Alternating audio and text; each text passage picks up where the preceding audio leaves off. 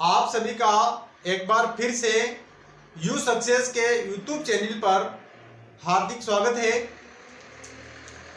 साथियों, हम बात कर रहे थे 12th ज्योग्राफी की।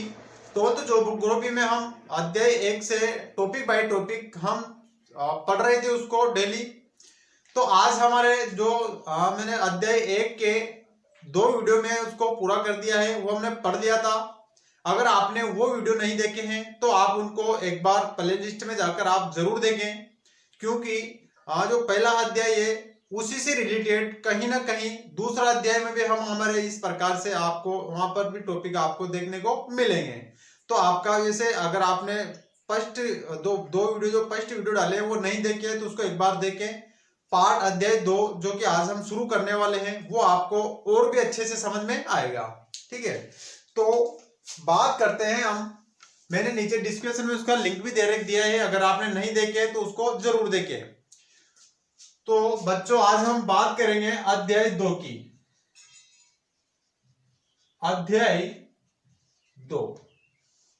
अध्याय 2 का आपके नाम है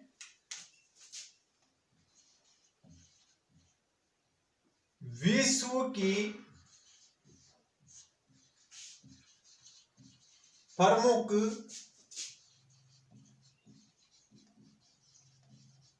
जनजातियां। अध्याय 2 का नाम है आपके विश्व की प्रमुख जनजातियां।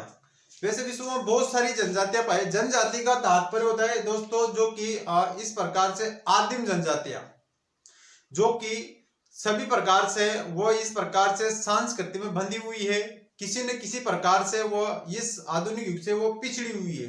तो उन्हीं जनजातियों का हम बात करेंगे। विशेषकर जो आपकी 12th क्लास की बुक है पार्ट 2 में विशेष प्रकार से उसमें 4 जनजातियां दी हुई है आपके, और भी है लेकिन जो मोस्टली जो आपकी बुक में दे रखी है उसमें मोस्टली 4 जनजातियां दे रखी है। कौन कौन सी दे रखी है? एक तो दे रखी दोस्तों एस्किमो। पहली जनजाति है आपके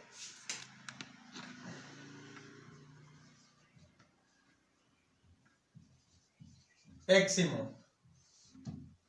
और दूसरी जनजाति की जो बात करें तो दूसरी जनजाति है आपके बुशमैन।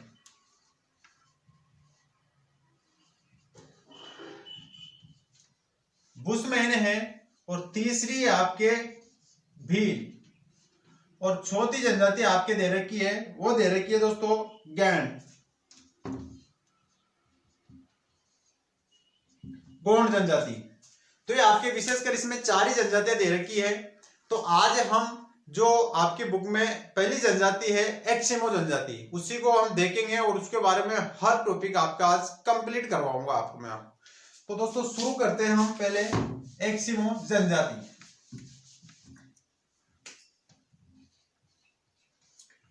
पहले तो आपको एस्किमो का शाब्दिक अर्थ पता होना चाहिए कि एस्किमो का शाब्दिक अर्थ क्या होता है। तो एस्किमो का शाब्दिक अर्थ होता है कच्चा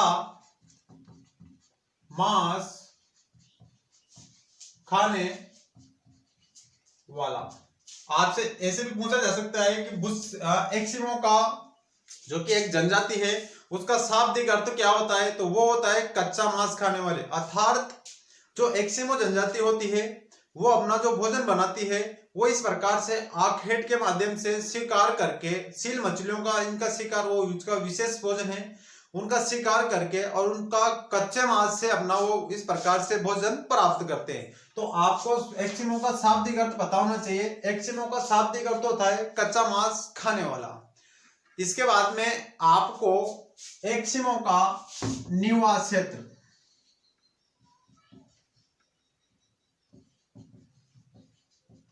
एस्किमो जनजाति का निवास क्षेत्र, इसका निवास क्षेत्र क्या है, कहां कहां पर विश्व में किन किन क्षेत्रों पर इसका निवास क्षेत्र है? तो दोस्तों इसका जो निवास क्षेत्र है वे अगर विशेषकर बात की जाए तो यह ध्रुवीय क्षेत्रों में कहां पर पाए गए हैं इसका निवास क्षेत्र? ध्रुवीय प्रदेशों में लिख सकते हो आप। ध्रुवीय प्रदेशों में पाया गया है। अगर ध्रुवीय प्रदेशों में अगर विशेषकर बात करें तो आर्कटिक प्रदेशों में, आर्कटिक प्रदेशों में, आर्कटिक प्रदेशों में, या आप ध्रुवीय प्रदेश भी बोल सकते हैं, जो कि एक बर्फीले क्षेत्र है, हिमाच्छादित क्षेत्र है। बहुत वहां का जो टेम्परेचर होता है वो 0 डिग्री से भी इस प्रकार से कम हो पाया जाता है। तो इस प्रकार से ठंडे प्रदेशों में यह जनजाति पाई गई है, और यह आप आर्कटिक प्रदेशों में भी बोल सकते हैं। वो अभी एक एक प्रदेश के बारे में हम बात करेंगे कि कहां कहां पर यह जनजाति पाई गई है। तो अगर इसमें हम पहले नंबर पे बात करें, तो ध्रुवीय प्रदेशों में हम पहले नंबर पे बात करें, तो इसमें आप देखेंगे एक तो आप इस प्रकार से अलास्का पहले नंबर पे आपके बात आएगी, तो वो पाई जाएगी यहाँ पर अलास्का में पाएगी है। उसके बाद में अलास्का में भी आप देखेंगे दोस्तों तो उत्तरी अलास्का। उसके बाद में दूसरे नंबर पे कनाडा, यह आप दोस्तों उत्तरी कनाडा में पाएगी है। और उसके बाद में आप देखेंगे तो ग्रीनलैंड में पाएगी ये जनजाति, उत्तरी ग्रीनलैंड में। और अगर आप ऐसे मैंने जब आपको घास के क्षेत्र पढ़ाए थे, प्रमुख घास के मैदान, तो वहां पर भी हमने टुंड्रा प्रदेश देखे थे दोस्तों, टुंड्रा प्रदेश। तो यहाँ पर टुंड्रा प्रदेश में भी ये इस प्रकार से जनजाति उसी में पाएगी है। उसके बाद में दोस्तों स्कैंडिनेशिया,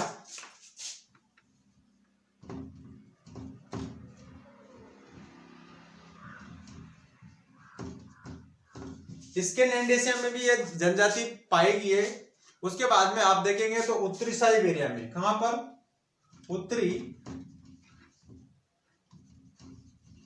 उत्तरी साइबेरिया में, तो इन क्षेत्रों में यह जनजाति पाएगी है। अब आपको देखना है कि किन किन प्रदेशों में इस जनजाति को अलग अलग नामों से जाना गया है। अलग अलग प्रदेशों में इस जनजाति को अलग अलग नामों से जाना गया है। वहां से भी आपके इस प्रकार से क्वेश्चन पूछ लिया जाता है। जो हमने अध्याय 1 पढ़ा था, अध्याय 1 और 2 से आपके 3 से 4 नंबर के क्वेश्चन बनेंगे। यहां से कोई बड़ा क्वेश्चन बनने की कोई संभावना नहीं है। यहां से आपके वही छोटे छोटे क्वेश्चन पूछे जाएंगे, जो कि दोस्तों इस प्रकार से अति लघुत्वात्मक क्वेश्चन, तो आपसे यहां से ऐसे ही पूछा जाएगा, बिल्कुल फैक्ट, क्योंकि यहां से अध्याय 1 और 2 से लगभग आपके 3 से 4 नंबर के क्वेश्चन बनेंगे। तो आप देखेंगे दोस्तों तो ये पहला वाला है अलास्का, जो कि दोस्तों यूएस का ही एक प्रदेश है। उसके बाद में कनाडा, उत्तरी कनाडा, और दोस्तों ग्रीनलैंड। इन 3 प्रदेशों में तो इस जनजाति को जिस नाम से जाना जाता है वो जाना जाता है एक्सिको, एक्सिमो के नाम से इसको जाना जाता है। और आप देखेंगे दोस्तों स्कैंडिनेशिया, वहां पर जिस नाम से जाना जाता है उसको लेप्स के नाम से जाना जाता है। किस नाम से जाना जाता है? लेप्स के नाम से। बल्कि आप साइबेरिया में देखेंगे तो साइबेरिया में इसको अलग अलग नामों से जाना जाता है, जैसे कि इसको याकूत के नाम से जाना जाता है, चकची के नाम से जाना जाता है, और एक इसको यहाँ पर तुंगा के नाम से भी इसको जाना जाता है, या तुंगा या तुंग बोल दो आप, तुंग के नाम से भी इसको यहाँ पर जाना जाता है। तो आपने देखा पहले कनाडा में, अलास्का में और ग्रीनलैंड में इसको जिस नाम से जाना जाता है वो तो जाना जाता है एक्सिमो के नाम से जाना जाता है। उसके बाद में स्कैंडिनेशिया में देखा तो हमने लेप्स के नाम से, और उत्तरी साइबेरिया में या साइबेरिया में देखे तो याकूत, चकची और तुंग के नाम से इसको जाना जाता है। अब यहां तक आपको समझ में आ गया होगा, नहीं आया तो एक बार फिर आपको मैं समझाता हूं मैप के माध्यम से, ठीक है? एक बार मैप के माध्यम से भी देखते हैं इसको। अगर आप चैनल पर नए हैं तो आप चैनल को सब्सक्राइब जरूर करें, और साथ में बेल आइकन को भी प्रेस करें, ताकि हमारे नए वीडियो की नोटिफिकेशन आपको मिलती रहेगी। तो ये है हमारा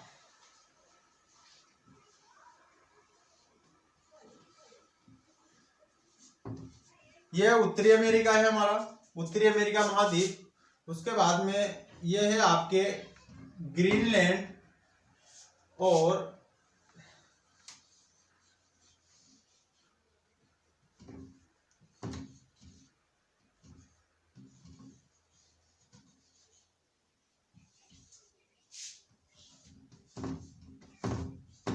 ये आपके विश्व का मानचित्र दोस्तों नीचे का इस प्रकार से मैंने नहीं बनाया, तो यहां तक देखो आप, तो ये उत्तरी अमेरिका है। यहां पर दोस्तों ये जो भाग पाया गया है ये है दोस्तों अलास्का का। किसका?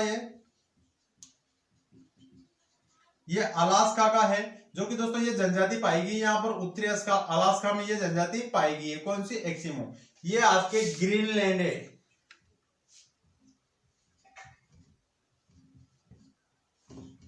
ये है आपके साइबेरिया। ये साइबेरिया है आपके।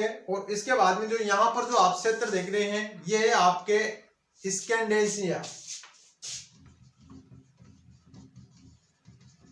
इसी में भी यहाँ पर आपको जो इसके आसपास के जो ध्रुवीय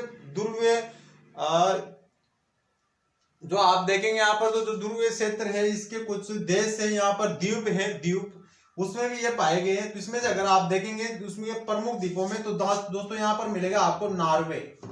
नॉर्वे के बाद में स्वीडन, और स्वीडन इन देशों में तो हमने देखा था अभी, उसमें तो जाना जाता है लेप्स के नाम से। किसके नाम से जाना जाता है? इस जनजाति को लेप्स के नाम से जाना जाता है। और यहाँ पर दोस्तों ये है कनाडा। कनाडा या कनाडा बोल सकते हो आप। उत्तरी कनाडा में भी ये जनजाति पाएगी यहाँ पर, और ये इस प्रकार से ग्रीनलैंड में पाएगी। तो इन तीनों में जिस नाम से जाना जाता है उसके नाम जाना जाता है एस्किमो के नाम से जाना जाता है। और साइबेरिया में हमने देखा था याकूत, चक्सी और उसके बाद में तुंग के नाम से इसको जाना जाता है। तो दोस्तों इस मैप में भी आप देख सकते हैं। अब हम करेंगे आगे की बात। मुझे नहीं पता आपको किस प्रकार से समझ में आ रहा है, आप कमेंट के माध्यम से मुझे बताएं कि आपको कैसा समझ में आ रहा है।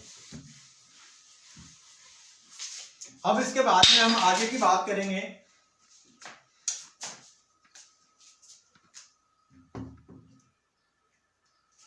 एस्किमो जनजाति की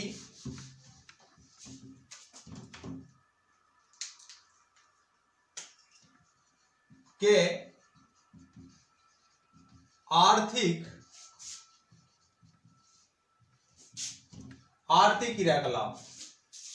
इसके आर्थिक क्रियाकलाप क्या है, किस प्रकार से अपना भोजन प्राप्त करते हैं, क्या क्या इनके कार्य हैं, ये किस प्रकार से रहन सहन, किस प्रकार के इनका समूह है, वो सभी दोस्तों आर्थिक क्रियाकलाप में आ जाएगा। अगर दोस्तों आर्थिक क्रियाकलाप में बात करें तो इसमें दो प्रकार के ये विशेषकर जो अपना भोजन प्राप्त करते थे वो आखेट के माध्यम से, या आप उसको बोल सकते हो शिकार के माध्यम से प्राप्त करते थे। तो इनका जो आखेट था या शिकार था वो दो प्रकार से पाया गया है। एक तो पाया गया है दोस्तों शीतकालीन आखेट, एक तो पाया गया है इसका शीतकालीन आखेट, शीतकालीन आखेट। और एक पाया गया इनका बसंतकालीन आखेट।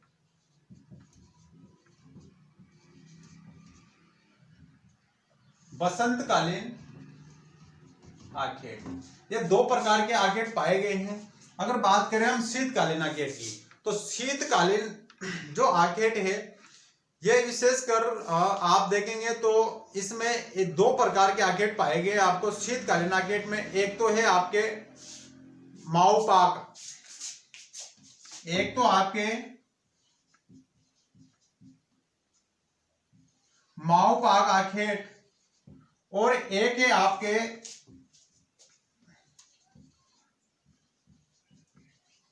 इकरपाक आखेट। एक है आपके इकुरपाक आखेट, इतुरपाक आखेट, और दोस्तों सॉरी इतुरपाक आखेट, और एक है आपके माओपाक आखेट।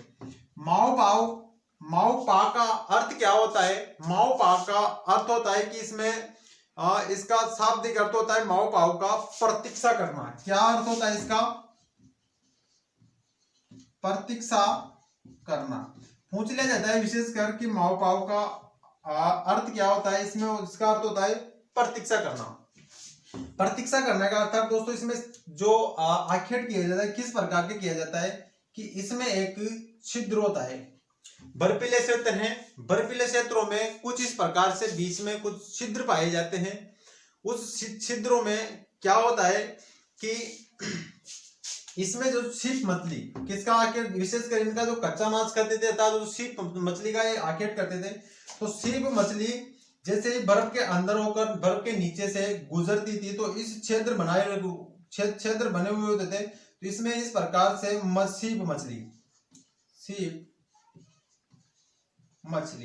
सीप मछली जैसे यहाँ पर आती थी और श्वास लेती थी, तो जो श्वास लेते हैं तो पानी में इस प्रकार से बुलबुले निकलते हैं, तो वो क्या लेती दोस्तों, श्वास।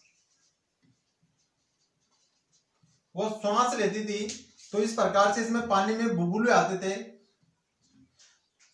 तो यहां पर क्या करते थे, एक इनका औजार होता था, उस औजार के माध्यम से उसको भाला बोलते थे, उसको गोप कर और इस प्रकार से शिकार करते थे।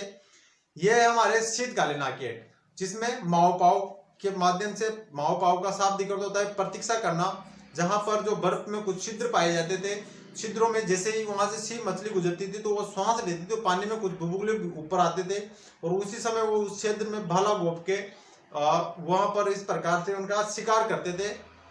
और शिकार करके यह इस प्रकार से माओपाव जो कि शीतकालीन किया जाता था। एक और इसकी कला होती थी शिकार करने की, वो इतुरपाक। उसको किस नाम से जाना जाता था, इतुरपाक। इतुरपाक में क्या होता है, यहाँ पर तो एक छेद था, यहाँ पर इतुरपाक में क्या होता है कि दो छेद होते थे, किसमें, बर्फ के अंदर। जैसे ही यहाँ पर एक व्यक्ति था और यहाँ पर दोस्तों दो व्यक्ति बिठाए जाते हैं, ये दो व्यक्ति बैठे हुए यहाँ पर, एक तो इस छेद पर और एक छेद पर। जैसे ही यहाँ से सीप मछली आएगी और यहाँ पर आते ही यहाँ पर कुछ इस प्रकार से वो छेद में कुछ दाना या बोल सकते हो आप चारा, ठीक है, दाना या बोल सकते हो आप चारा। इसमें कुछ दाना और चारा डालते हैं, किसको, सिर्फ मछलियों को बुलाने के लिए। जैसे ही मछलियां आएगी वो दाना इसको खाएगी और खाकर इधर निकलेगी, तो इस आदमी के द्वारा इधर इशारा किया जाता था और इधर इशारे करते ही वो अपने द्वारा जो अपना यंत्र होता था शिकार करने का, वो इस प्रकार से इसमें चलाकर गोप कर और इसका यहाँ पर शिकार किया जाता था। तो उसको जिस नाम से जाना जाता था वो है इतुरपाक के नाम से उसको जाना जाता था। तो उम्मीद करता हूं कि आपको समझ में आया होगा। उसके बाद में देखते हैं अपन बसंतकालीन आखेट। ये किस प्रकार से किया जाता था बसंतकालीन आखेट। अगर आप बसंतकालीन आखेट की बात करें तो इसको जिस नाम से जाना जाता था इसको उत्सव के नाम से, बसंतकालीन आखेट का आपको नाम बसंतकालीन आखेट न मिलकर उत्सव की मिल सकता है। इसको वो जनजाति जो अपनी भाषा में जानती थी वो उत्सव के नाम से जानती थी। यह विशेषकर बसंत अर्थात दोस्तों गर्म ऋतु में किया जाता था, अर्थात दोस्तों लगभग मार्च के समय किया जाता था। ये मार्च का महीना होता है और इसको आप ग्रीष्म ऋतु में बोल सकते हो आप, किसमें, ग्रीष्म ऋतु भी बोल सकते हो आपके, ग्रीष्म ऋतु में किया जाने वाला आखेट। बसंत ऋतु का आखेट उत्सव के नाम से जाना जाता है, मार्च के महीने में किया जाता है, इसको ग्रीष्म ऋतु का आखेट भी कहा जाता था। होता क्या था कि जो मछलियां होती थी वो इस प्रकार से जो इस प्रकार से बीच में होती थी, तो वो इस प्रकार से वो तटवर्ती, कहां पर, तट, वो इस प्रकार से ग्रीष्म ऋतु में अपनी धूप सुखाने के लिए, अपनी गर्मी पाने के लिए वो इस प्रकार से तटवर्ती क्षेत्रों में आ जाती थी। तो तटवर्ती क्षेत्रों में इस प्रकार से उसका शिकार किया जाता था। और एक इनका दोस्तों एक उनका शिकार करने का यंत्र था हार्पून। ये भी आपसे पूछ लेगा हार्पून क्या था। अभी आपको इस प्रकार के उपकरणों में भी बताऊंगा मैं आपको हार्पून के बारे में। ये इस प्रकार से यहाँ पे भी शीतकालीन आखेटों में हार्पून के माध्यम से शिकार किया जाता था। ये शिकार करने का यंत्र है इसका हार्पून। तो उसकी सहायता से तटवर्ती क्षेत्रों में इसकी सहायता से यहाँ पर शिकार किया जाता था।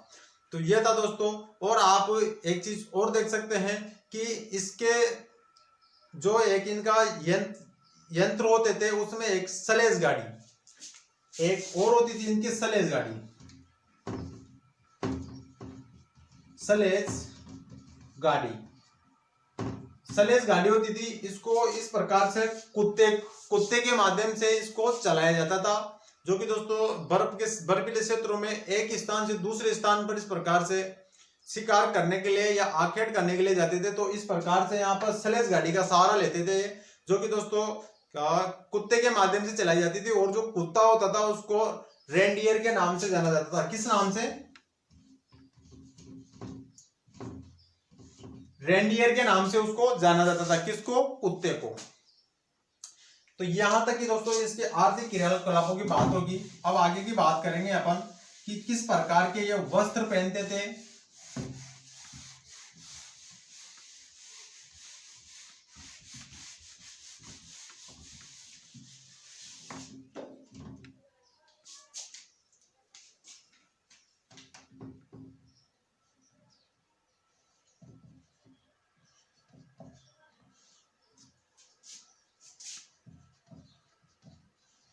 एस्किमो जनजाति के वस्त्र, वैसे अगर देखा जाए तो एस्किमो जनजाति में जो स्त्री और जो पुरुषों के जो वस्त्र होते थे वो लगभग समान ही होते थे दोस्तों। और ये जो वस्त्र, जो जिस वस्त्र किसके बनाए जाएंगे, आजकल जो आधुनिक युग में देख रहे हैं इस प्रकार के वस्त्र नहीं थे। वहां पर इस प्रकार से जो केरोगो की खाल से बनाए जाते थे। किसके? केरोगो की खाल से।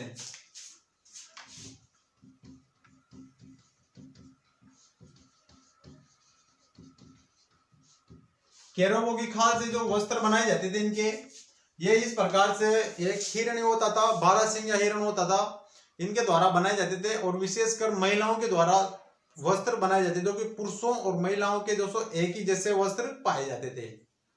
इसमें अगर इनके वस्त्रों की बात की जाए तो इसका एक वस्त्र है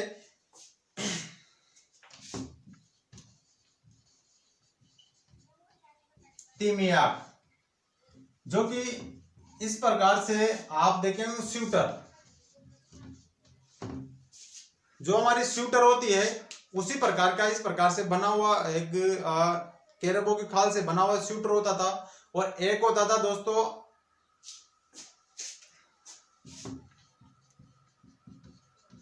अनोयाक। दूसरे वस्त्र का नाम इनका दोस्तों अनोयाक, जो कि इस प्रकार से जो तिमियाक पहना जाता था, ये तिमियाक के ऊपर पहने जाने वाला, ऊपर पहने जाने वाला वस्त्र।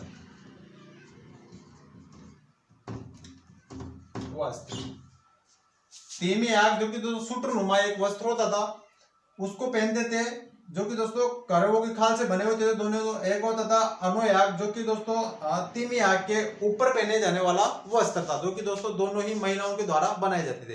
अगर बात करें इनके जूतों की, अगर दोस्तों इसके बात करें जूतों की, तो जूते किस प्रकार के होते थे, तो वो दोस्तों सील मछली की खाल से बनाए जाते थे जूतों, जिसको कार्मिक के नाम से जाना जाता था।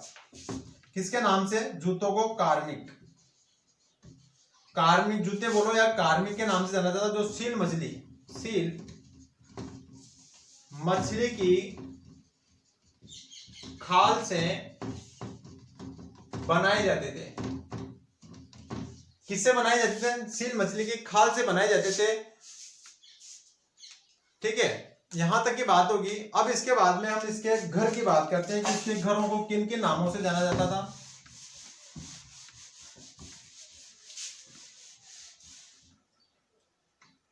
वस्त्र की जगह करते थे अपन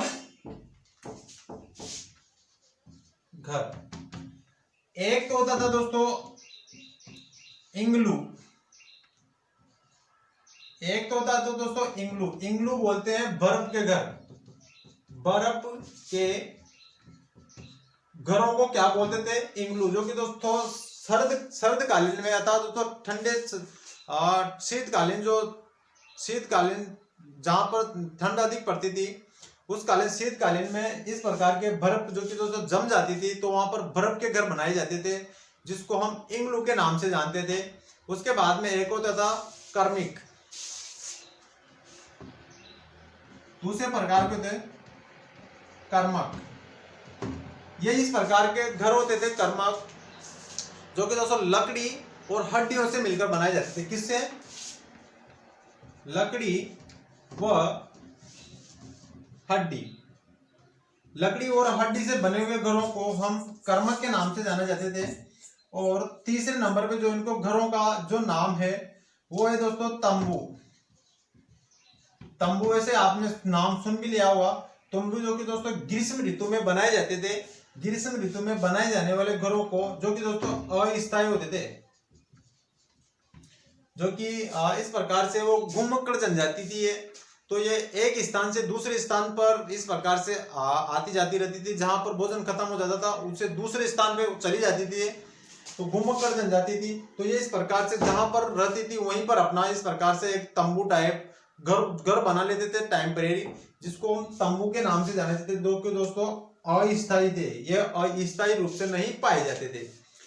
तो ये थी दोस्तों यहाँ पर घर। इसके बाद में इनके जो परिवार के बारे में देख लेते हैं कि इसमें परिवार किस प्रकार के पाए जाते हैं।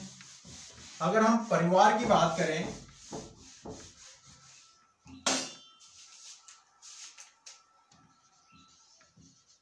परिवार विशेषकर इसमें जो परिवार पाए गए हैं वो पाए गए हैं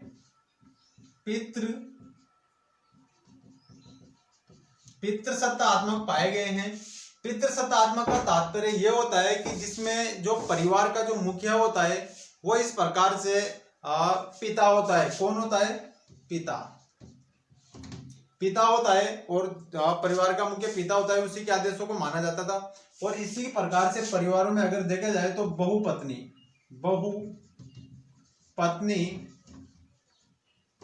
प्रथा,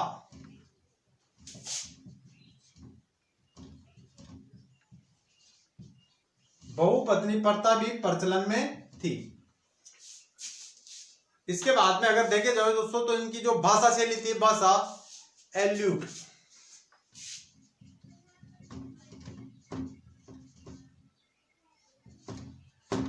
इनके द्वारा जो भाषा बोली जाती थी वो एल्यूट भाषा बोली जाती थी।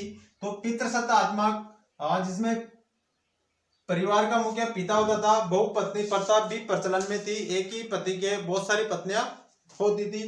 तो ये पितृसत्तात्मक और भाषा इसकी एल्यूट भाषा इसमें बोली जाती थी। तो दोस्तों यहां तक कि आपके समझ में आई होगी। एक बार एक दो टॉपिक और रहेंगे इसमें। इनके द्वारा उपकरण, इनको जो शिकार करने के जो यंत्र होते थे अर्थात दोस्तों उपकरण, किन किन उपकरणों के माध्यम से शिकार करते थे। तो दोस्तों उपकरण में बात करें तो इसमें पहला वाला उपकरण है वो है हारपून, जो कि एक इस प्रकार का हारपून भाला होता था। भाला जानते हो ना आप, भाला शिकार करने का इस प्रकार का भाला होता था। एक होता था कयाक। कयाक होती थी दोस्तों छोटी नाव होती थी जो शिकार करने के लिए एक स्थान से दूसरे स्थान पे जाने के लिए काम आती थी। तीसरे नंबर पे इसके उपकरणों में बात करें तो एक होती थी उमियाक होती थी ये बड़ी नाव को उमियाक कहते थे। और एक इसका उपकरण होता था तो सलेस गाड़ी, जो कि आप देखेंगे तो इस प्रकार से वालरस की हड्डियों से बनाई जाती थी। किससे? वालरस की